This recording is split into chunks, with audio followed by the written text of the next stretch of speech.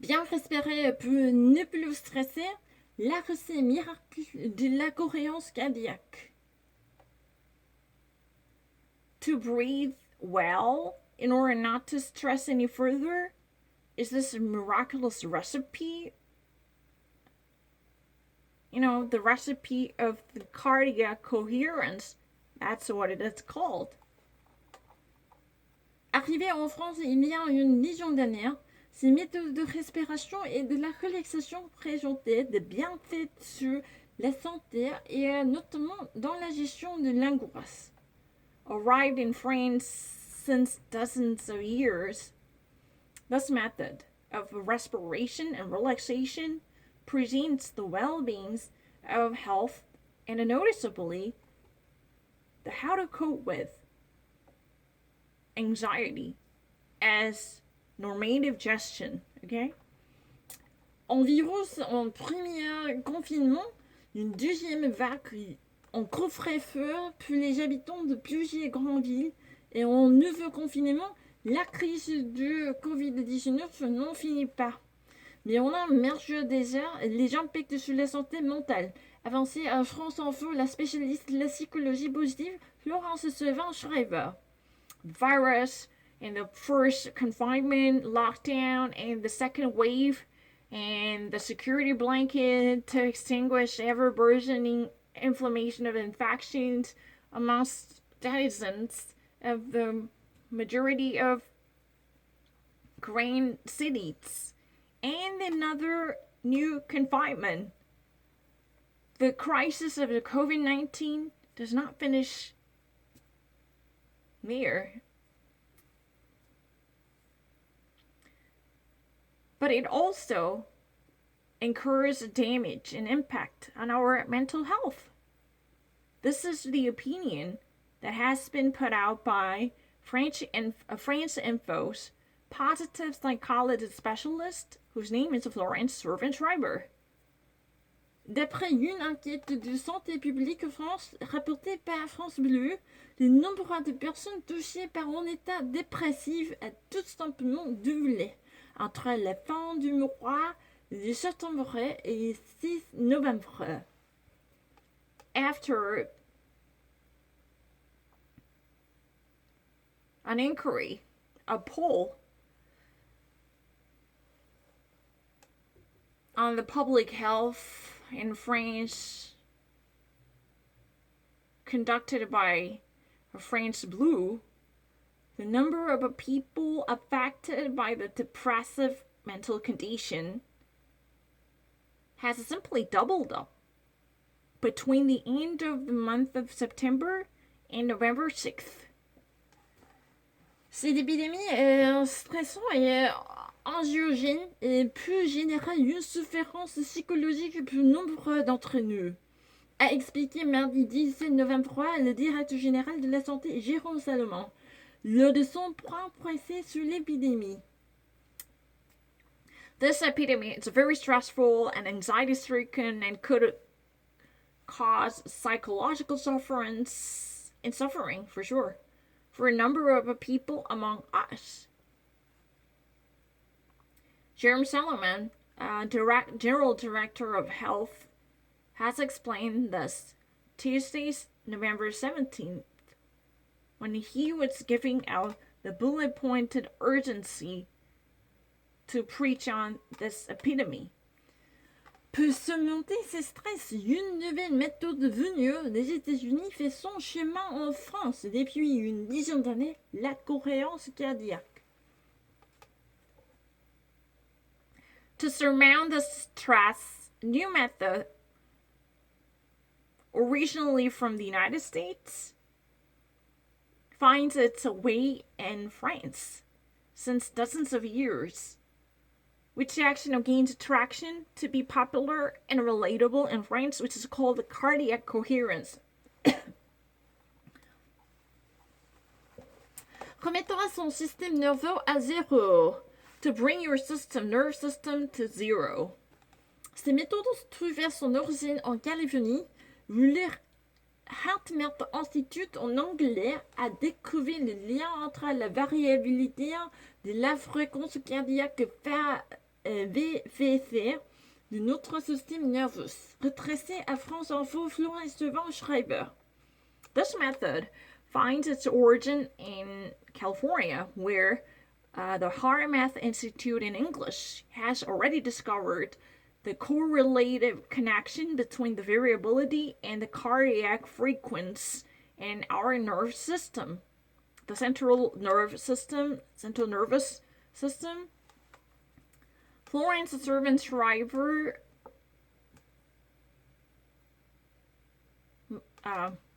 reviews it.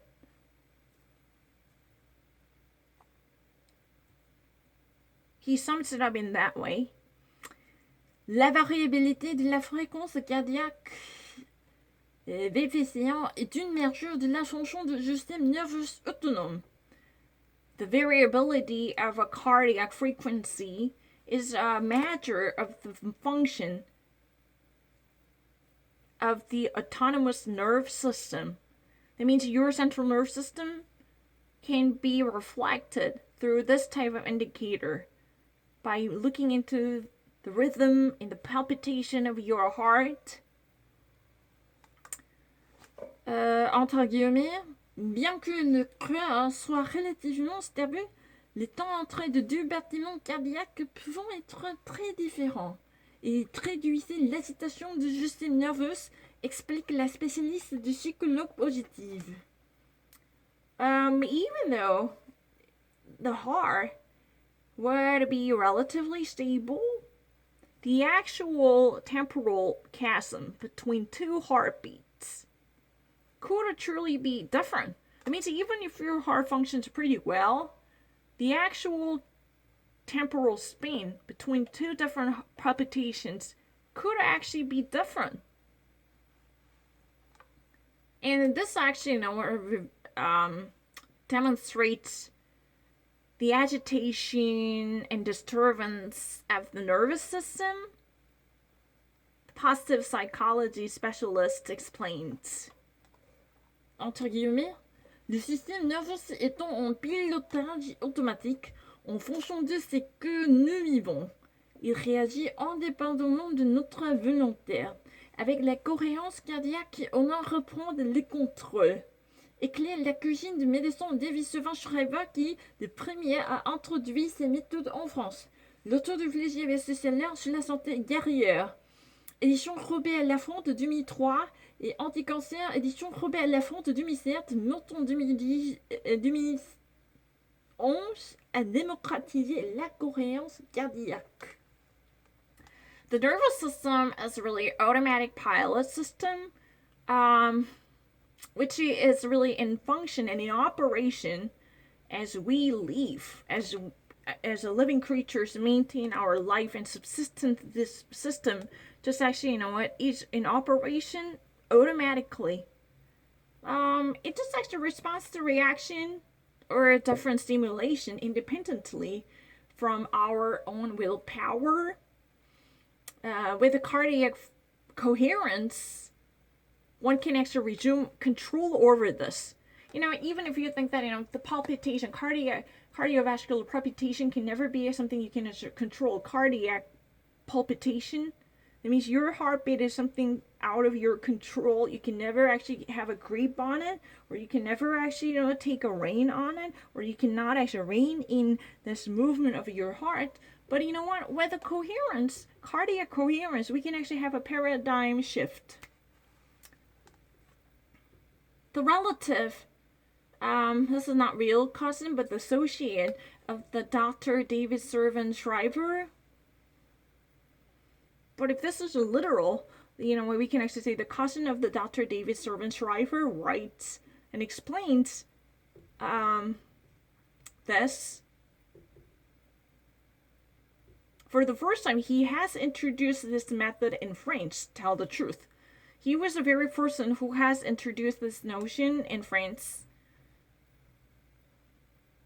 And this author of multiple bestsellers on health, including Guerrière, To Recover, published from Robert Lefranc 2003, and Anti-Cancer, published by Robert Lefranc 2007, and died in 2011, has truly democratized this concept called the cardiac coherence. This, an already noticeably notable author of a best-selling books, he was a pioneer who truly induced this popularity of a new concept which is called la cohérence cardiaque, the cardiac coherence. He was at the vanguard of bringing this to France, and he was in the forefront of making this new concept very popular, which eventually became an all-raging instance throughout the nation. En quoi ces méthodes consistent-elles?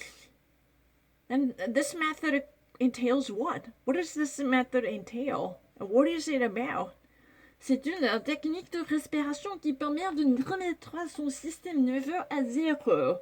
This is really a respiration technique which allows you to, or anyone to, which allows, anyone to bring one's system to zero. This is really possible. It's really kind of regaining control over your cardiac system.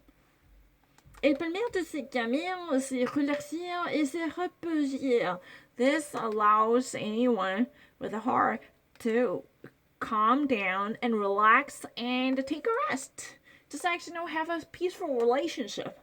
Nous sommes en tension permanente entre deux systèmes, le sympathique qui accélérait et le parasympathique qui décélérait. We are caught up in a constant tension and conflict between two different systems. If you ever actually study biological psychology, you would understand it, right? There is a sympathetic system and a parasympathetic system on the other side. The sympathetic system, which knows acceleration only, which actually pushes system forward and forward. On the other side, the parasympathetic is really the opposite, which actually decelerates the progress and it slows down, and it's all about relaxation. Florence Servan-Schreiber details on this point. He actually goes in detail. Plus fait son peu, à chaque inspiration, le système nerveux sympathique est activé et la fréquence cardiaque augmente. To make it very simple, with each inspiration, it means, when you, with each respiration, tell the truth, in this case, you can actually say that with each, breathe, with each respiration, the sympathetic nervous system is activated and the cardiac frequency goes up. It just actually gets increased. Lors de l'expiration, le système nerveux parasympathique s'active et la fréquence cardiaque baisse, le cœur ralentit. What does that mean? Then, on the other hand, when you actually breathe out, when you have an exhalation, that means, when you actually breathe out, when you speed out oxygen, this is a different. Inspiration is inhale. When you inhale oxygen, when you have an inhalation, when you have inhale, both of them are fine. When you inhale, when you breathe in, the sympathetic nervous system is activated. It's working like crazy. The cardiac frequency goes up. It gets worked up. But on the other side, when you actually breathe out, when you exhale, when you have exhalation, or you can actually say exhale, that's a fine. Then a parasympathetic nervous system, that's what goes in effect. The parasympathetic nervous system is that what goes in effect. In our nervous system, the parasympathetic one is affected. And the cardiac frequency goes down, then its velocity gets lowered. That means our heart somehow slows down and decelerates to movement. And as the palpitation gets decelerated, there is a significant abatement in the speed of palpitation. Cardiac frequency. Avec la cohérence cardiaque, on n'appuie sur aucun pédale, ni sur l'accélérateur, ni sur ses deux freins. Ces méthodes neutralisées nous empêchons dans un sens comme l'autre. With the cardiac coherence, it does not actually press on any pedal. There is no, pressing on event. And there is also no accelerator, or there is no brakes. Think about it. If you ever actually think that, cardiac coherence is really about control, but you know what? You'd better actually know this. With a cardiac coherence, it's not like, stepping on paddles. It's not like that. It does not actually, press on any of a pedal. Neither the accelerator to step on it, nor the brakes. You do not really need to actually slow down by actually, having your feet off. No, none of them are true. It's not actually, paddling on. No. This method just neutralizes our impulsive compulsions. In a sense, like the others. In a sense that is from others. That is actually, from different side. From l'autre. It's really, it's really in a sense that is as if from others. You can actually, neutralize. You can actually mitigate. You can actually bring our impulsions to nullity. That type of control, as if, this event is happening from someone else's body, or this is from, out of body experience, you can actually, somehow mitigate. So it's not really kind of pressing on neither of these, buttons or paddles. Neither accelerator nor brakes. Alors, c'est un état physiologique complète pour France Info, le médecin et nutritionniste David O'Hare. This is a physiological status completely from the perspective of France Info, doctor and nutritionist whose name is David O'Hare. Mais personne ne peut dire qu'il y avait inventé, comme la personne à l'origine du thermomètre ne peut proclamer qu'il a inventé la fibre. However, one could not actually say that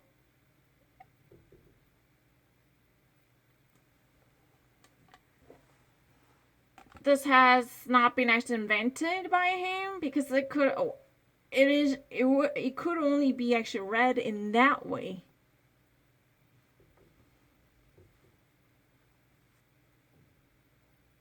Like the person who has deep connection or who shares origin with a thermometer. Or who has been assumed to be the origin of a thermometer, cannot claim that she has invented fever. You understand this? Mais personne ne peut dire qu'il a l'inventé. However, one could not say that this has not been from him. One could only say that he has invented it. He has, somehow fabricated. He has actually, this would be like the only probable case in this sense. As if, or just like the person behind the origin of the thermometer could only claim that she has invented fever. This is really kind of ironic scenes. Can I just actually write it down if you don't actually buy it?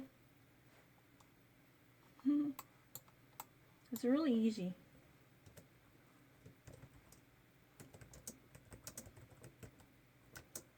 One could only say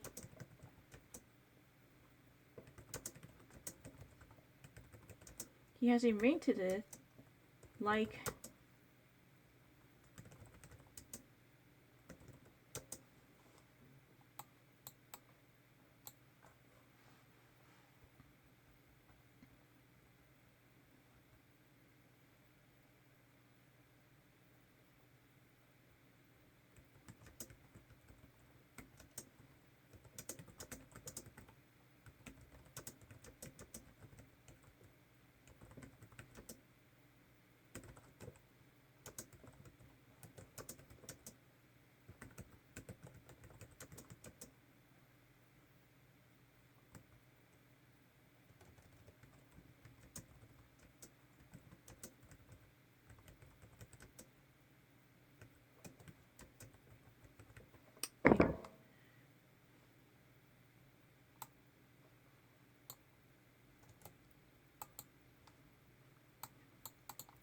David O'Hare est devenu l'un des défenseurs de la cohérence cardiaque depuis qu'il l'a découvert il y a 20 ans. David O'Hare has become one of the defenders of cardiac coherence since he has discovered that 20 years ago. Yeah, before 20 years, he has ever discovered it. Or you can actually say that he discovered, since he discovered 20 years ago, in a very random way. That was just a fortuitous encounter while translating documents for his biofeedback program. Celui-ci permet de visualiser sur un ordinateur grâce à la preuve de la variabilité de la fréquence cardiaque à l'équilibre du système nerveux. That's what actually permits him to visualize on the computer thanks to this in a curve, the curved graph of variability of the cardiac frequency and equilibrium of the nervous system. So you know what? This is really a physiological state completely, especially for this French info doctor and nutritionist David O'Hare. However, one would only actually say, he has invented it, or he somehow actually, created it. If you ever actually make some cynical comparison on who's been attributed, or somebody who's been crowned with the title of being an inventor of thermometer, only could actually possibly claim that this person has also equally developed the very concept of fever in that way. You understand the analogy. He could only be considered as an inventor of the system if he can actually, give that type of similar attribution to someone who actually invented the thermometer in the realm of the very invention of a fever. Can we honestly say that somebody actually who invented the thermometer can also be accredited, or some who should? Can we actually give a credit to a person who actually invented the thermometer to be an inventor of a fever? Can we say that? That's ridiculous, right? But if one actually, at all costs wants to give that kind of credentials to this person who allegedly has created this cardiac frequency, then we can only do so in a way. We might actually give the same respect for a person who truly invented a thermometer by giving a similar type of credit for the invention of a fever. That's a bullshit, right? No one would actually think that the developer of a thermometer would be the real generator of a fever. The physiological condition. That means it's just actually a physiological condition. You understand what I mean? If I ever actually write it down, I would actually want to do it in this way. No, I'm not lying.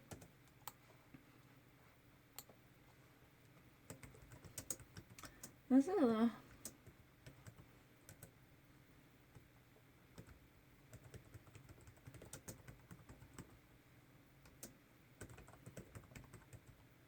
completely.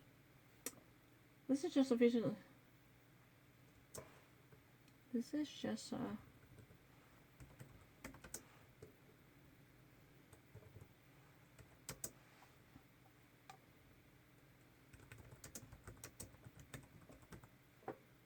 From the vintage.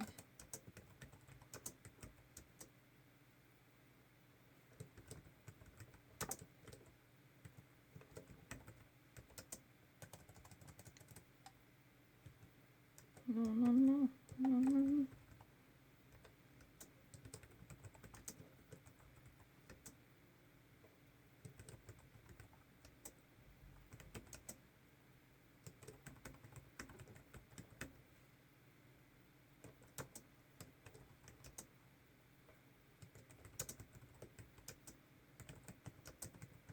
I would only say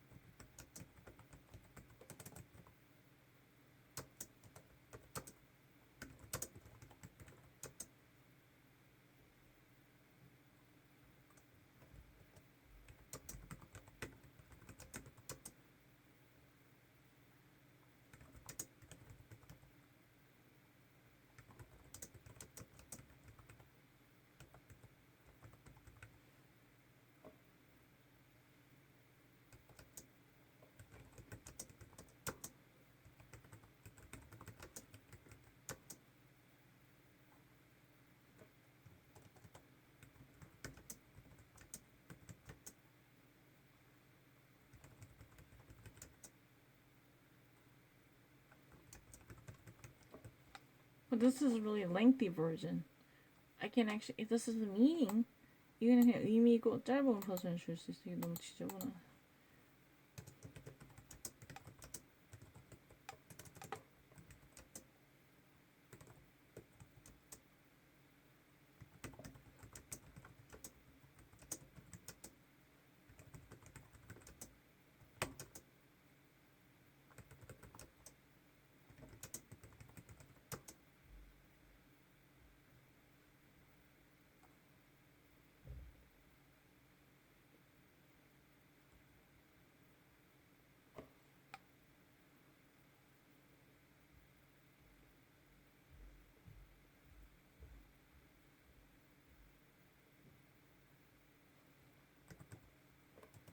No, attributed to.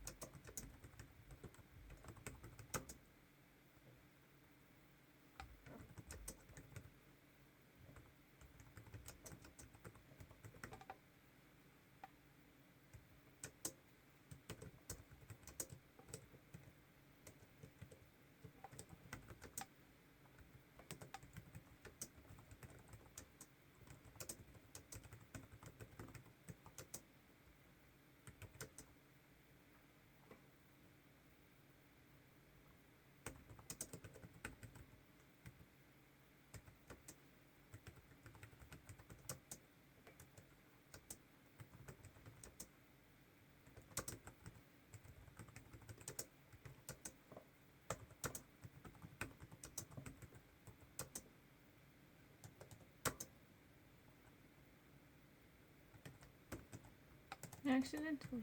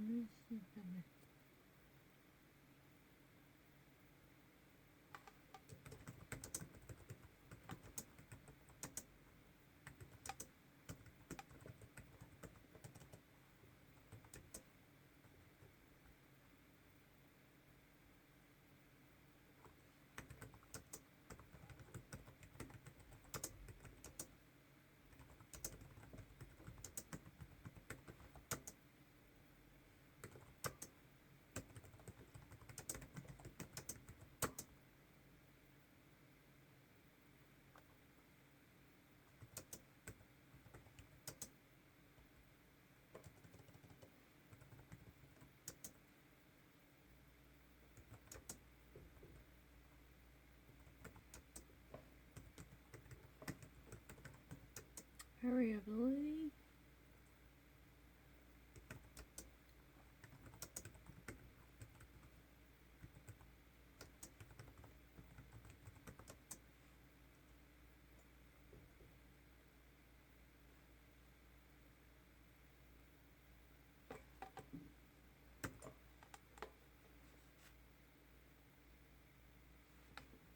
It allows him to visualize equilibrium of the nervous system on computer thanks to a graph of the variability of a cardiac rhythm.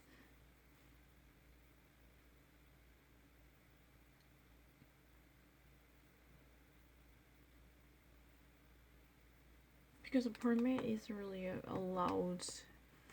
C'est permis, not permis. Technically from there. More specifically from there.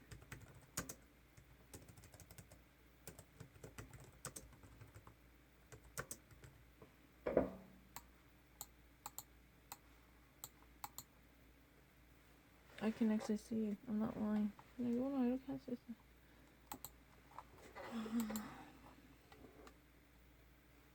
아 근데 했던 내용 하면 어떡해.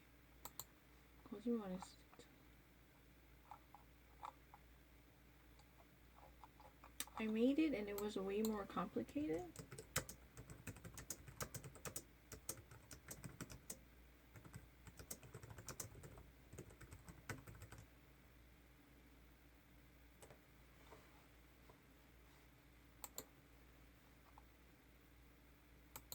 They were going alone to discount their sacrifices. You cannot lead an alliance if you say, you know, you're going alone. And people listen.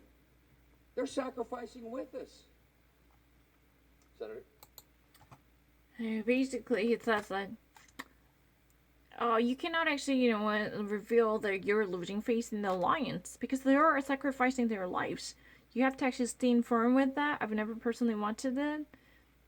You're going low. I mean, this type of weakness and vulnerability can actually only depress their morale. So you can never actually share this because they're putting their lives on the ground, on the battleground because of you. So you have to actually remain very firm, and you should never actually, put a damper on their spirits. You have to stand still, and you stand firm, right next to them, side by side.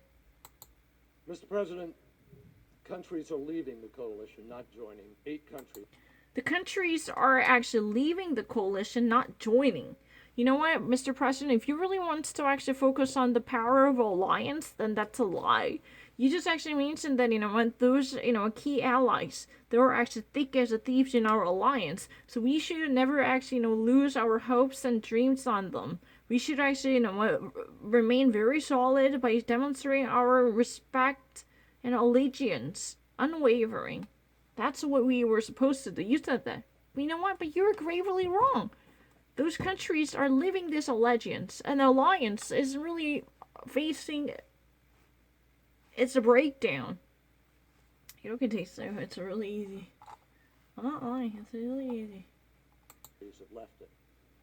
If Missouri, just given the number of people from Missouri are in the military over there today, were a country, it would be the 3rd largest country in the coalition, behind Great Britain and the United States. Mm-hmm. That's not a grand coalition. Mm-hmm. If Missouri, the state, would actually stand out and dispatch its own forces, then this would be probably the greatest. Or even actually the 3rd, right? But, you know what? The actual constellation would be right behind the Great Britain and France. This is not the greatest coalition. The United States is overproportionately sending our troops to the war zone. Then we can never actually say that this is an alliance because this is a unilateral action. If majority dispatches troops, probably it alone would actually claim probably almost equivalent or even greater role than most of our key allies in this alliance. Think about it. It would be actually, in the vicinity of Great Britain and France. That means, it alone represents that many numbers taking up and occupying the region. How shameful it is. That means the United States is almost the sole player who's been actually claiming much bigger pie than the rest of allies. Their faith and loyalty to this allegiance would be almost nominal, because they've been actually putting down a token of a commitment, because they're likely pulling off their troops. And we're really the only one holding on to this losing ground. 90% of the casualties are American. 90% of the costs are coming out of your pockets. Mm-hmm. So 90 percentile of casualties. That means, except 10% coming from the actual casualties and the fatalities and wounded from different allied forces. 90 percentile of them are from the American troops. America is really the only country to take more than 90 percentile of any type of wounded soldiers and fatalities. if there, no, this is not difficult. I don't really need to think about it. That means, if there isn't a 1 out of 9 different cases, and what, if think of it, not really 1 out of 9. Think about it, if there is a 1 wounded soldier out of 10 different cases, then America is really the country that would take up 9 different cases, and this one would be between or among different allied forces. So 9 out of 10 would be the very deaths shared by Americans. A 90 percentile of military resources are funded from the U.S. taxpayers' money. That means Americans are really the sole bankroller who have been funding this warfare. Have you imagined that? Most of them are not even actually bringing their own money. The actual war is not really about the allegiance or alliance as you would like to believe or the president wants to present to you, because this is America's lonely battle. Because, if Missouri is saying, this state is saying the truth, it would, it would actually go in multiple ways. Either it would actually claim a bigger slot than other, allies that are pulling out their troops. They're bringing their men and women in uniform back to home. So, they were actually having the number of ground troops shrinking than ever before. So Missouri can, easily top them, or even actually, be in the proximity. Missouri can be in the proximity of their soldiers. This state alone. That means, this is the America's unilateral decision to go on a war against Iraq. This is not really, the global, international, collaborative, or cooperative operation as the President Bush wants to depict. You're actually greatly misled. Think about it. The actual proportion of the wounded and injured, even actually killed soldiers. These, war veterans were sacrificed. Even actually just mentioning the solidarity because they're actually putting their lives on the line on behalf of us or for greater democracy throughout the world. No, they're not actually there as much as you would like to believe. Only 1 out of 10 would it be from theirs, 9 out of 10 would it be from us. This is really the very indication that clearly elucidates the nature of Iraq war. This is America's lonely battle. This is America acting alone in this international community instead of seeking approval from the rest of a global community. Think about it. In terms of funding the war, the Treasury war, how much money, America so far poured into this nameless and costless war? 90 percentile of funds that so far bankrolled this war affairs truly